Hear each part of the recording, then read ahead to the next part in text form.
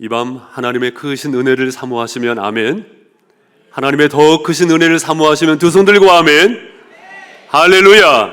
우리 하나님께서 역사하실 줄로 믿습니다. 이 시간 감사절 집회 첫날 최윤종 강사 목사가 어떤 설교를 하시려나 이런 생각하지 마시고 하나님께서 나에게, 누구에게? 나에게. 하나님께서 나에게 무슨 말씀을 하실까? 여러분, 저는 종일 뿐입니다. 도구일 뿐입니다. 하나님께서 저를 통해서 여러분 각 사람에게 레마의 말씀으로 말씀하실 줄을 믿습니다. 여러분 이 집회의 주인공이 되시기 바랍니다. 엑스트라가 되지 마시고 주인공이 되셔서 하나님께서 나에게 하시는 말씀, 그렇죠? 하나님께서 누구에게 하시는 말씀이요? 나에게 하시는 말씀. 우리 어린이들은 어린이들에게, 우리 어르신, 정말 어머님 같은 우리 어르신들께서 특송을 하시는데 너무나 은혜가 되었어요. 저에게 얼마나 큰 힘이 됐는지 모르겠습니다. 우리 어르신 성도님 한 분 한 분에게 말씀하시는 그 음성을 들으시고 하나님의 꿈과 환상을 보시고 그 꿈과 환상을 향해서 힘있게 열어가시는 삶이 시작될 수 있기를 주님의 이름으로 축복합니다. 존경하는 우리 윤종기 목사님께서 어느 날 전화가 왔습니다. 목사님, 감사절 집회 가운데 첫날 설교를 해주십시오. 그 말씀을 들으면서 좋은 목사님들, 훌륭한 목사님들 주변에 많이 계시는데 왜 저에게 연락을 하셨을까? 그리고 알고 보니까 내일은 최인선 목사님, 그 다음 날은 윤상우 목사님. 최인선 목사님은 심지어 다니엘 기도회에서도 인기 강사로 서셨었고요.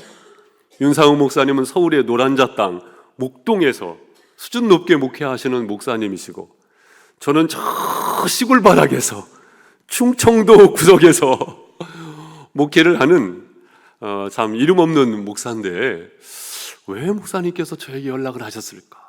또 최인선 목사님도 또 윤상우 목사님도 아버님께서 목사님이셨어요.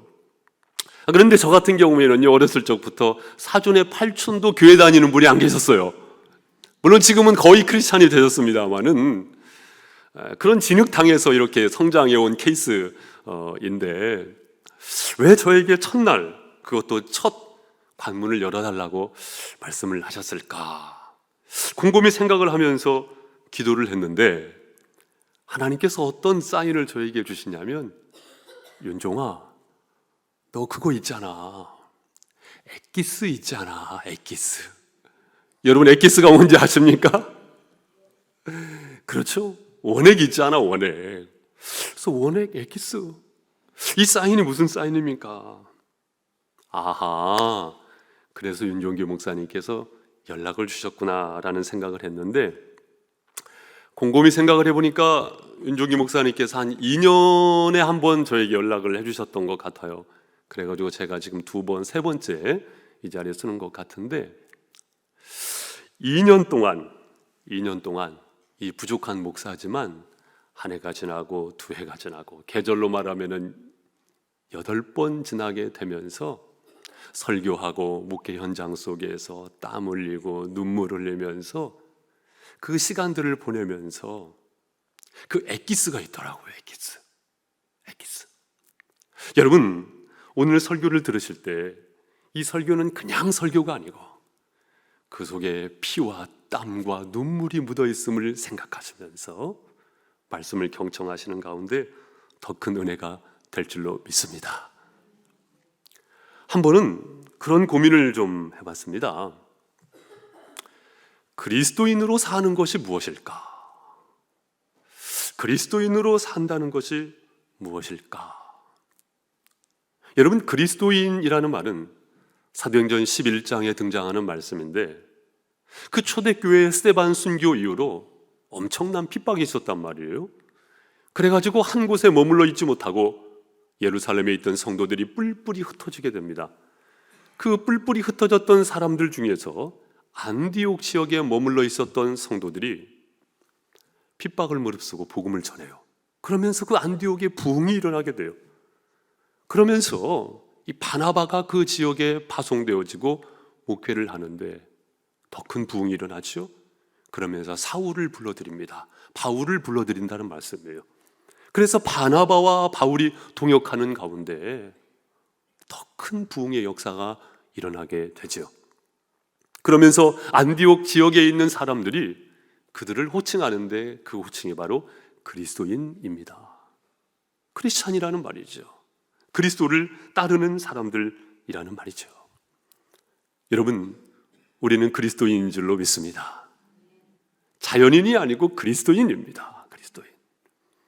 그렇기 때문에 우리는 구원을 받았죠. 요한복음 1장 12절 말씀에 보니까 영접하는 자, 곧 그 이름을 믿는 자들에게는 하나님의 자녀가 되는 권세를 주셨으니 이는 혈통으로나 육정으로 나지 아니하고 오직 하나님의 뜻으로 난 자입니다.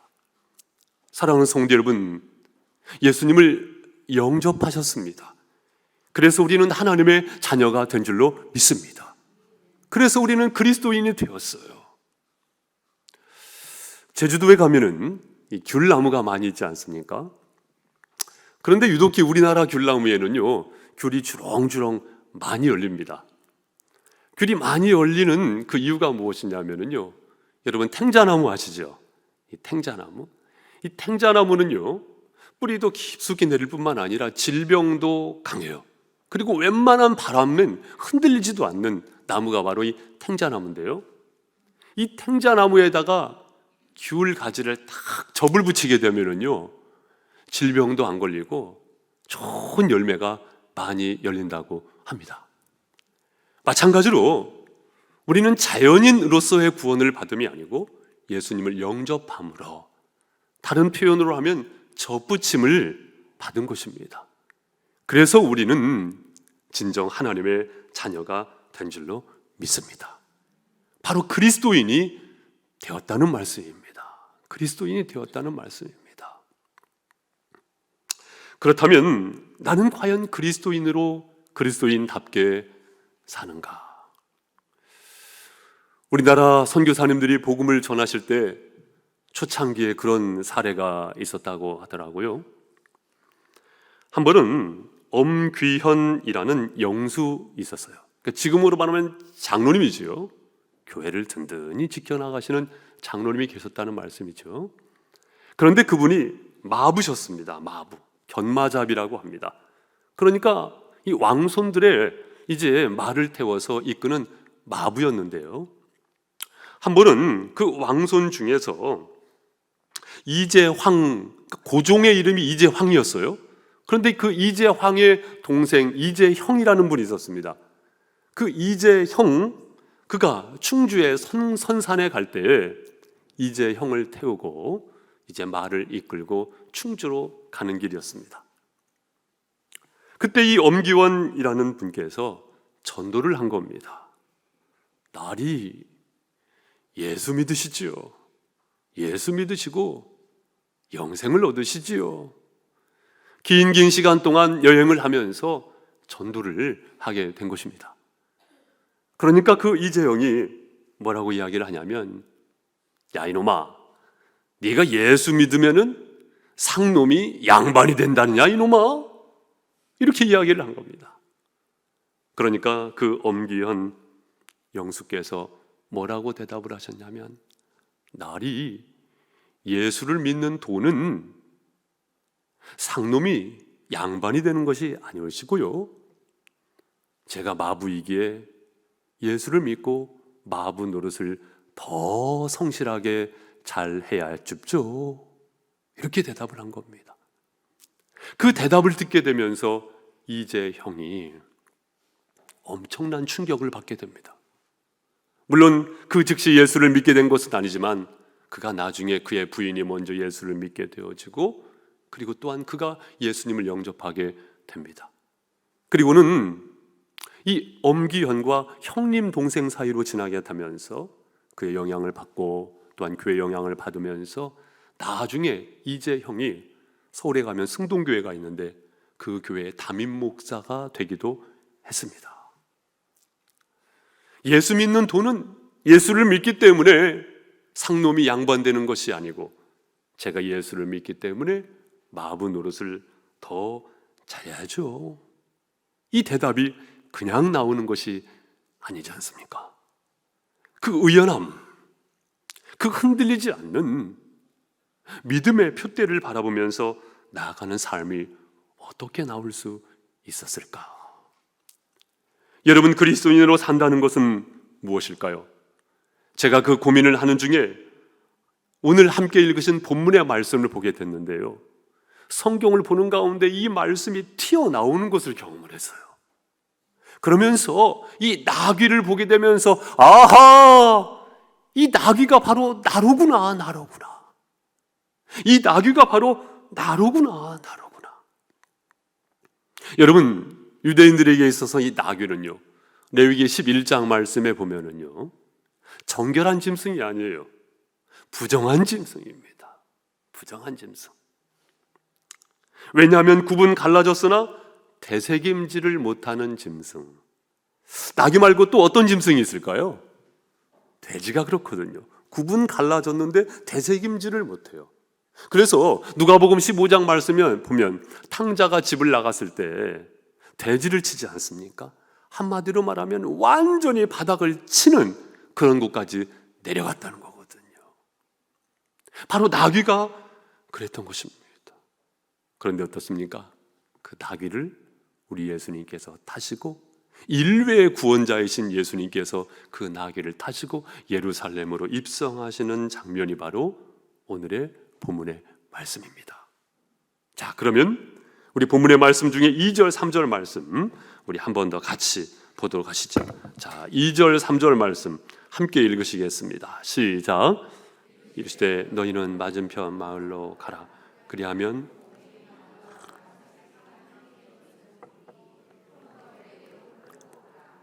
만일 누가 무슨 말을 하거든 주가 쓰시겠다 하라. 그리하면 즉시 보내리라 하시니. 아멘. 예수님께서 제자들에게 말씀하시는 것이죠. 건너편 마을로 가라고. 무엇이 준비되어 있다는 것입니까? 나귀가 준비되어 있다는 것입니다. 그것을 끌고 오라는 거예요. 어떻게 보면 막무가내죠. 그리고 그것을 왜 끌고 갑니까? 그러면 대답하라는 것입니다. 주가 쓰시겠다 하라. 주가 쓰시겠다 하라.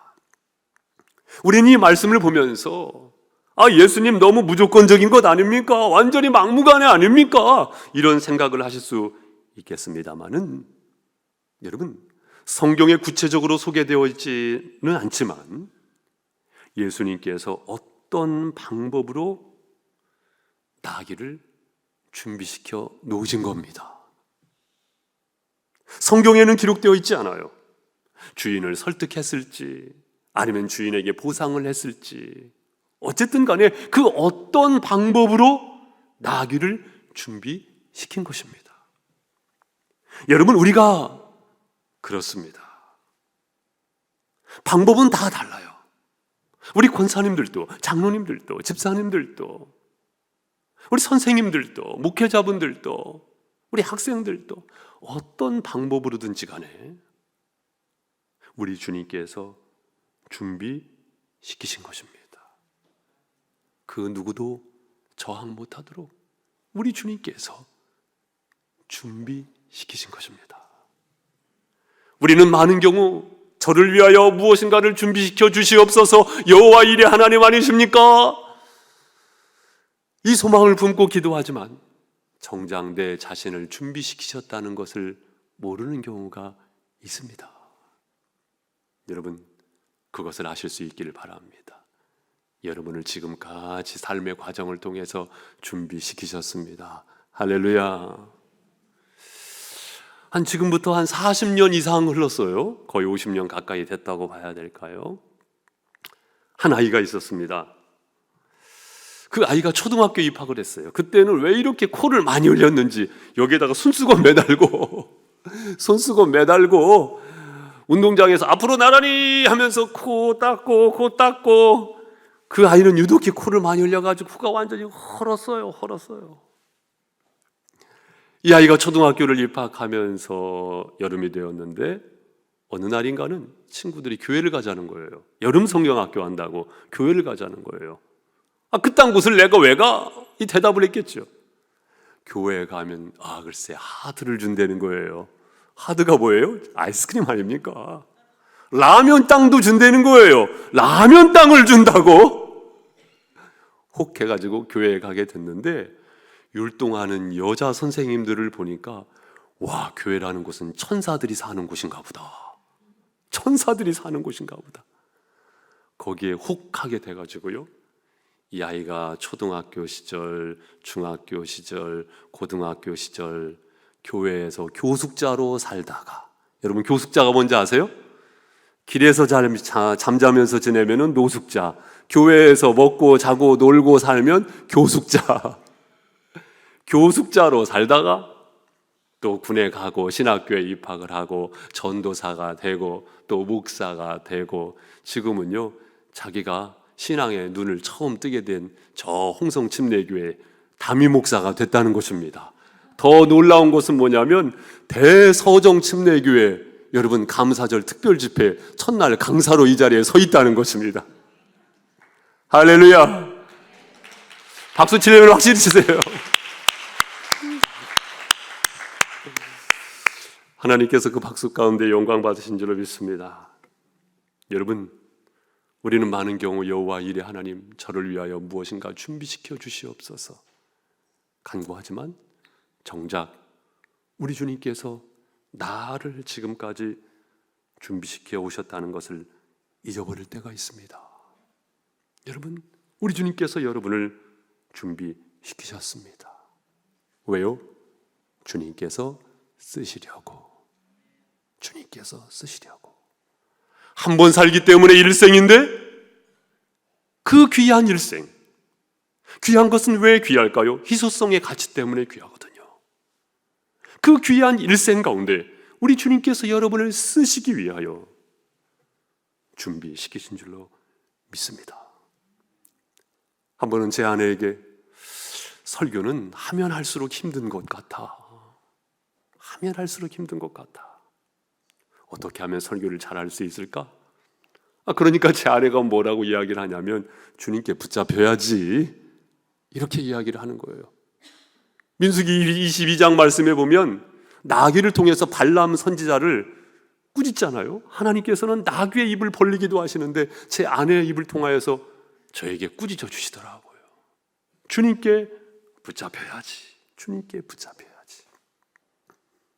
여러분, 이 자리에 계신 우리 모두 이사야 43장 11절 말씀에 보니까 내가 너를 지명하여 불렀나니 너는 내 것이라. 너는 내 것이라.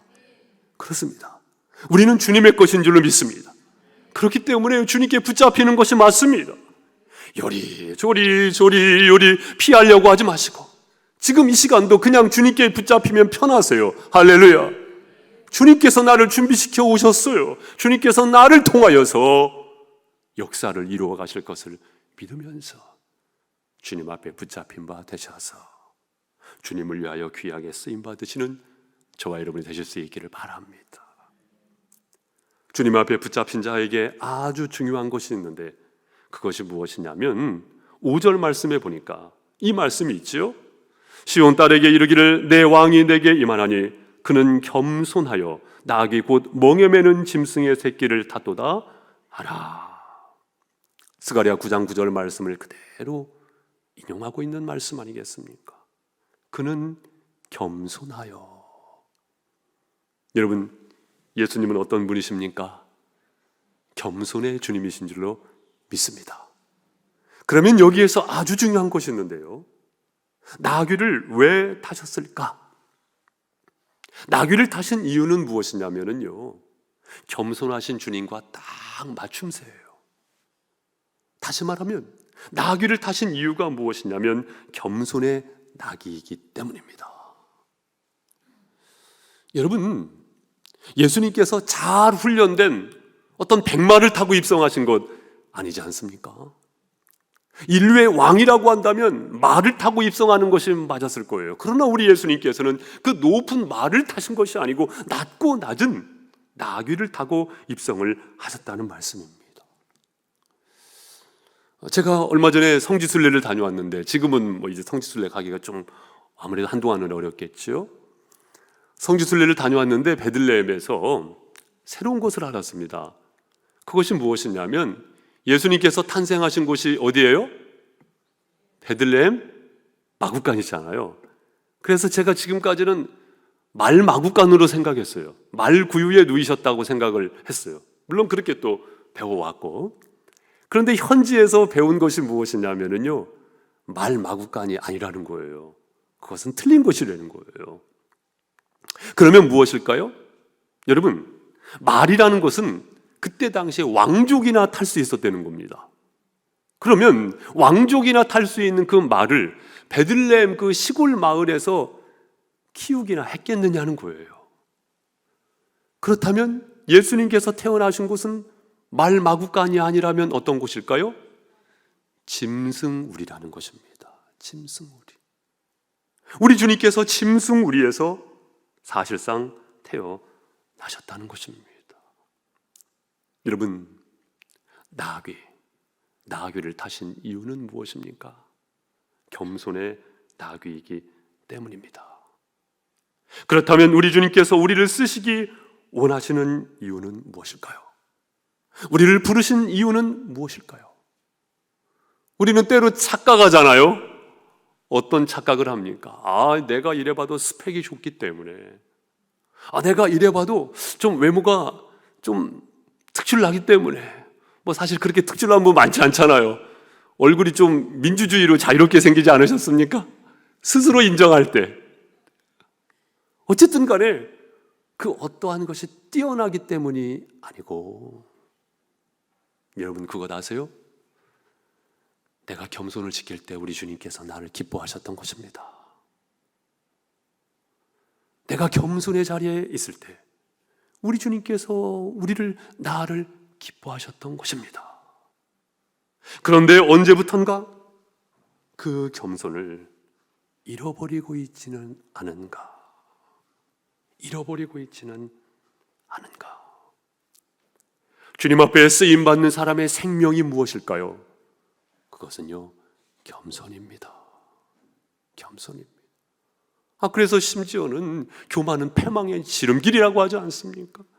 그럼에도 불구하고 겸손을 저버리고 패망의 길을 가고자 하는 그 악한 본성이 사실상 우리 가운데 있을 수가 있다는 것입니다. 사랑하는 성도 여러분, 저와 여러분의 겸손을 우리 주님께서 기뻐하신다는 것을 기억하실 수 있기를 바랍니다. 성도 간의 관계성 속에서도요, 여러분 겸손을 지켜가실 수 있기를 바랍니다. 또한 목사님 앞에서 주장하는 자세를 내려놓고, 또한 세상 속에서 나는 죽고 예수로 사는 겸손. 할렐루야. 나는 죽는 것은요, 소극적 겸손이라 말할 수 있겠고요, 예수로 사는 것은 적극적 겸손이라 말할 수가 있겠습니다. 할렐루야. 성경은 소극적 겸손에서 멈추라고 말씀하지 않아요. 적극적 겸손으로 나아가라고 합니다. 오늘 본문 말씀도 마찬가지잖아요. 만약에 나귀가 저는 낮고 낮은 존재입니다, 여기에 머물러 있다고 한다면 소극적 겸손이겠죠. 그러나 적극적 겸손은 무엇입니까? 그렇기 때문에 저를 쓰십시오. 저를 쓰십시오. 이것은 적극적 겸손이 될 수가 있는 것이죠. 그런데 여러분, 저도 믿음의 한 사람으로서 그것이 쉽진 않잖아요. 겸손의 자리를 지킨다는 것 쉽진 않잖아요. 억울하고 분통 터지고, 지금 이 자리에도 표현 안 하셔서 그렇지 엉엉 울고 싶으신 분도 계실 거예요. 계실 겁니다. 그 믿음의 자리를 지킨다는 것 사실은 쉽지 않습니다. 하지만 여러분, 믿음의 눈을 더욱더 뜨실 수 있기를 바랍니다. 우리는 어떤 사람들입니까? 더 큰 것, 더 귀한 것, 하나님의 사랑을 입은 자들인 줄로 믿습니다. 하나님의 사랑을 입은 자들입니다. 마태복음 3장 말씀에 보면 우리 예수님께서 침례를 받으실 때 하늘에서 음성이 들리죠. 이는 내 사랑하는 자요, 내 기뻐하는 자라. 이는 내 사랑하는 자요 내 기뻐하는 자야. 하늘의 음성이 들린단 말입니다. 여러분, 우리도 세상의 소리를 듣지 말고 하늘의 소리를 듣고 살아갈 수 있기를 소망합니다. 하늘의 소리는 무엇입니까? 이는 내 사랑하는 자요 내 기뻐하는 자라. 하나님의 사랑의 대상 아니겠습니까? 여러분, 이것이 우리의 힘입니다. 세상의 그 어떠한 것이 우리의 힘이 아니고 하늘의 음성, 하나님께서 나에게 말씀해 주신 그 음성, 내가 널 사랑한다, 내가 널 사랑한다. 이것 때문에 억울해도 분통 터져도 그 자리를 지킬 수 있는 거잖아요. 열왕기상 3장 말씀에 보면 솔로몬 재판 이야기가 소개가 됩니다. 두 여인이 찾아왔죠. 한 아이, 서로 자기 아이라는 거예요. 왕은 선언합니다. 칼을 가져오라는 것입니다. 칼, 그냥 칼이 아니에요. 전쟁 시대 때 그 칼, 무시무시한 칼이에요. 절대 권력자에게는 그 권한이 있는 것이죠. 칼을 가져오라는 것입니다. 그리고는 이 아이를 두 동강에 내라는 거예요. 반쪽은 저 여인에게, 반쪽은 저 여인에게 주라는 것입니다. 왕에게는 그 권한이 있었어요. 한 여인은 말합니다. 왕이시여, 현명한 재판입니다. 그렇게 하십시오. 빨리 하십시오. 반을 나눠서 저에게 주시고 반은 저 여인에게 주십시오. 그러나 한 여인은 아닙니다. 제가 거짓말을 했습니다. 반으로 나누지 말고 그 아이를 저 여인에게 주십시오. 여러분, 아이를 두 동강에 낼 수 있는 권한이 있다고 한다면요, 그 재판 가운데 둘 중에 한 여인, 오늘날로 말하면 그 재판에서 진 사람은 어떻게 됐을까요? 거짓말을 했다라는 것이 들통이 났으면 어떻게 됐을까요? 그렇죠. 당연하죠. 죽게 되는 것입니다. 그러면 그 여인이 그것을 몰랐을까요? 그것을 알고 있으면서 이 아이를 저 여인에게 주십시오 말하는 순간 자기는 목숨을 부지할 수 없다는 것을 알고 있음에도 불구하고 그 아이를 주라는 것입니다. 마음이 불붙는 것 같아서 저 여인에게 이 아이를 주라는 것입니다. 자기는 죽을 줄 알면서. 여러분, 이 재판 이야기에서 주인공은 솔로몬이 아닙니다. 왕이 아닙니다. 바로 이 힘없는 여인입니다. 왜냐? 이 힘없는 여인을 통하여서 자기의 생명까지 아끼지 않고 우리에게 내어주시는 하나님의 사랑이 소개되고 있기 때문입니다. 하나님께서는 여러분 한 분 한 분을 통하여서 그 사랑을 확증시켜 주신 줄로 믿습니다. 우리가 아직 죄인 되었을 때에 그리스도께서 우리를 위하여 죽으심으로 하나님께서 우리를 향한 자기의 사랑을 확증하셨느니라. 하나님께서 여러분을 그렇게 사랑하신 줄로 믿습니다. 가만히 생각해 보면 사랑은요, 내리사랑이 맞더라고요. 제 아들 녀석이 3개월 남짓했어요. 군대 간 지가. 그런데 어느 날 연락이 온 겁니다. 아빠, 나 수술하게 될 것 같아. 아니, 이제 2등병 되고 1등병 됐는데, 이제 2등병 된 건데 갑자기 수술을 하게 됐다는 거예요. 알고 보니까 이 팔뚝에 혈관종이라는 것이 생겼어요. 하루 일과가 뭐냐 하면은 땅 파는 일과라는 겁니다. 여기 핏줄이 이렇게 튀어나왔던 아이인데 땅 파고 하다 보니 어떻게 이제 혈관이 뭉치게 돼가지고 이렇게 커져버려가지고 수술하게 됐다는 거예요. 그런데 여러분 아시다시피 이제 군부대에서 병원에서 수술을 하면은 사실 어떻게 될지 모르겠잖아요. 그래가지고 혈관종 전문 의를 알아보고 해가지고 병가를 내가지고 이제 수술을 하게 된 건데 아빠로서는 궁금하잖아요. 그렇다고 마음대로 전화통화를 할 수 있는 것도 아니지 않습니까? 그래서 문자로 아들아 상황은 어떠니? 괜찮니? 밥은 잘 먹고 있니? 아프진 않니? 그런데요, 답장이 계속 안 오다가 어느 날 답장이 딱 왔습니다. 답장 내용이 뭐냐면 냉. 딱 한 글자예요. 냉. 그래가지고 제가 또 장문의 문자를 보냈습니다. 아들아, 사진이라도 좀 보내주렴. 내 사진, 내 얼굴을 좀 보고 싶다. 그러니까 그때 장문의 답장이 왔습니다. 장문의 답장이 뭐냐면, 아빠, 내가 사진 보내면 나 영창 가. 이것이 답장이었습니다. 장문의 답장. 마음은 애타는데. 제가 지난주에 저희 홍성의 군부대 교회에 이제 군부대에 들어가서 설교를 하고 왔는데, 머리를 짧게 깎고 앞에 앉아있는 장병들을 보니까 아들 생각이 나가지고 눈물이 앞을 가려서 설교를 못하겠는 거예요. 와, 이것이 바로 아버지의 마음이구나. 그 녀석은 몰라요. 답장 냉 한 글자로 모든 것을 담아가지고 보내는 능력이 있는지 모르겠지만, 아하, 사랑한 내리사랑이 맞구나. 여러분, 하나님께서 저와 여러분을 그렇게 사랑하시는 줄 믿습니다. 그것이 바로 우리의 힘이라는 것입니다. 그렇기 때문에 고린도후서 4장 8절 말씀해 보니 사방으로 우겨싸움을 당하여도 쌓이지 아니하며. 여러분, 동서남북이 막혔어요? 그러나 다 막힌 것은 아니에요. 어디는 열렸어요? 위는 열렸잖아요. 할렐루야. 사방으로 막혀 있는 것 같지만, 그러나 위는 열려 있잖아요.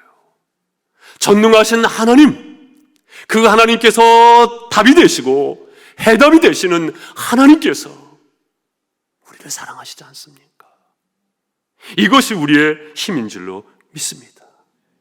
그렇기 때문에 우리는 믿음의 자리요, 우리는 그 겸손의 자리를 지켜나갈 수 있는 줄로 믿습니다. 그리고 보셨던 5절 중반에 보니 곧 멍에 매는 짐승의 새끼를 탓도다 하라. 멍에 매는 나귀였던 것입니다. 멍에 매는 나귀. 여러분, 여기서 말하는 멍에는 무엇을 말합니까? 우리로 말하면은요, 농부가 밭을 갈 때 이제 소에 이제 그 멍에를 올리는 거예요. 그리고 그 소가 끄는 대로 갑니다. 그러나 당시 중동 지역에 이제 고대 근동 지역에서는요, 한 마리가 아니고 두 마리가 끌었다는 것입니다. 그래서 무엇을 전제로 하는 것입니까? 두 마리가 끄는 나귀, 바로 그 멍에입니다. 여러분, 우리가 어떤 멍에를 맬 때에 나 혼자라고 생각하지 마시기 바랍니다. 성령께서, 보혜사께서, 파라클레토스, 도우시는 영, 성령께서 함께 하시는 줄로 믿습니다. 그렇기 때문에 어떤 논리가 성립이 되죠? 멍에를 매면, 멍에를 내려놓지 아니하고 멍에를 매면, 아하, 어느덧 성령께서 나와 함께 하시고 계시다는 것을 경험하게 됩니다. 성령께서 나를 도우신다는 것을 경험하게 된다는 말씀입니다. 할렐루야. 내가 감당하고 있는 멍에 어떤 멍에가 있습니까? 그런데 여러분, 그 멍에가 축복입니다. 그 멍에로 인하여서 성령님을 경험하게 되실 줄로 믿습니다. 그리고 그 멍에를 맴으로 인하여서 여러분, 결과물이 있어요. 뭐가 있어요? 결과물이 있습니다.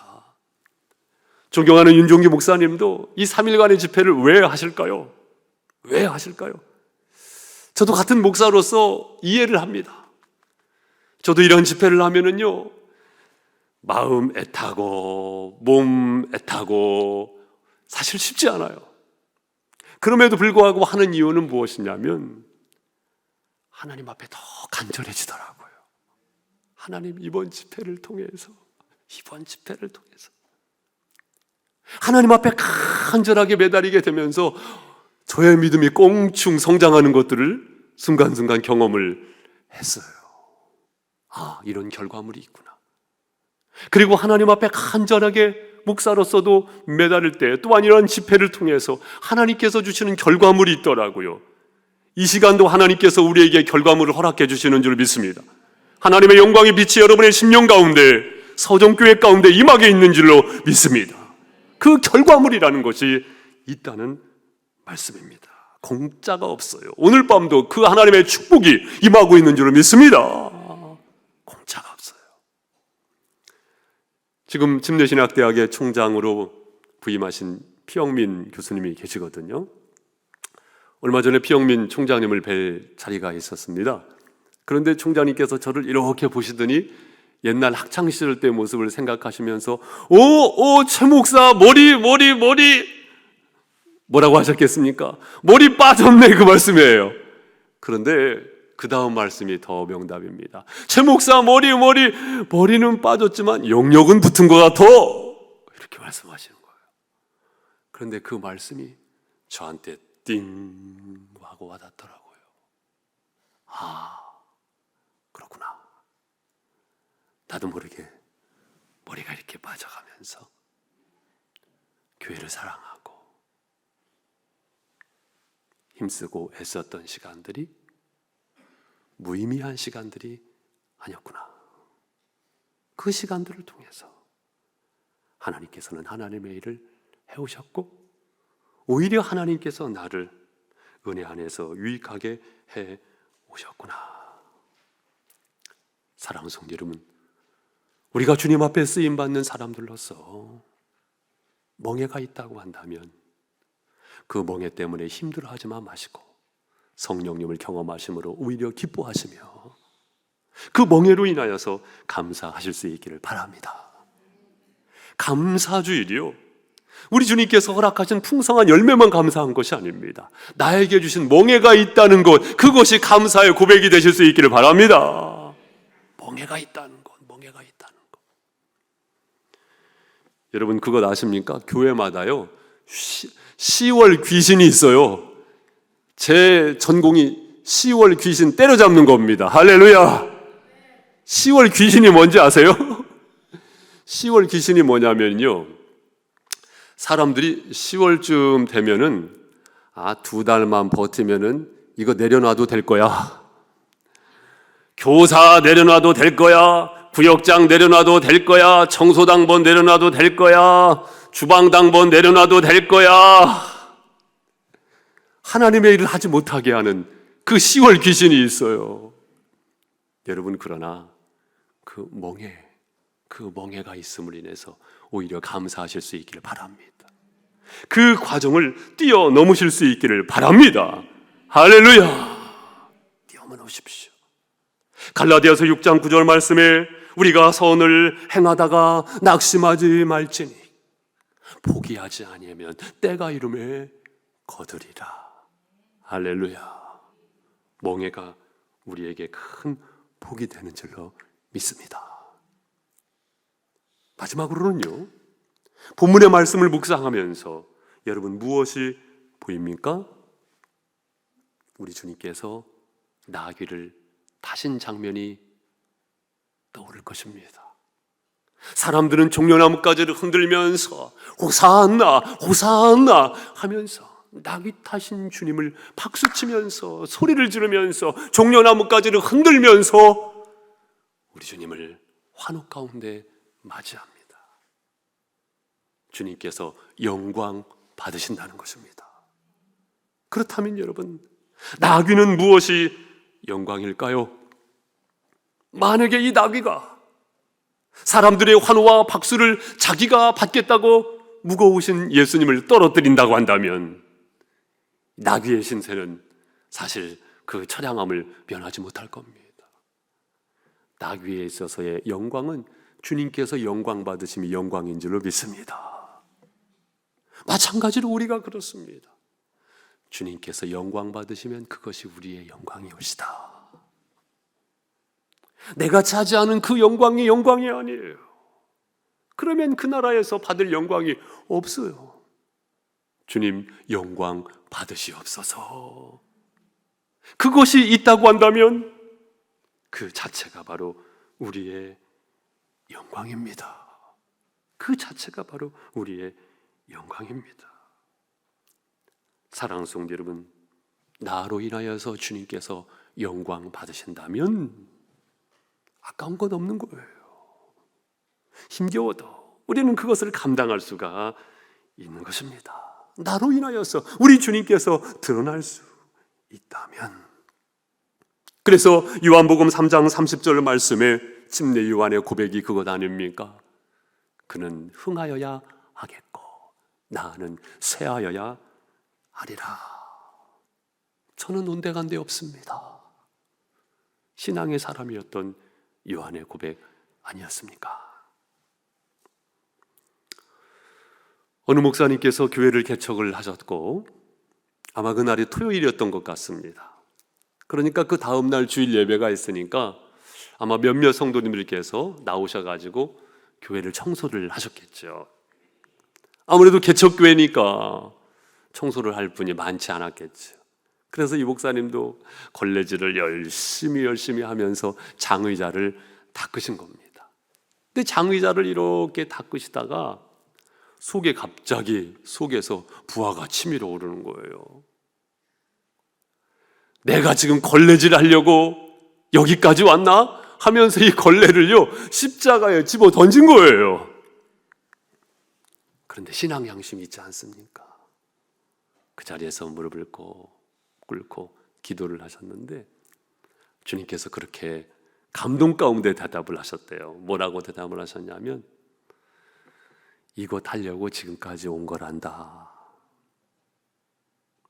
영광 받기 위함이 아니고 네가 잘 섬기는 사람이 되게 하기 위하여 여기까지 온 것이란다.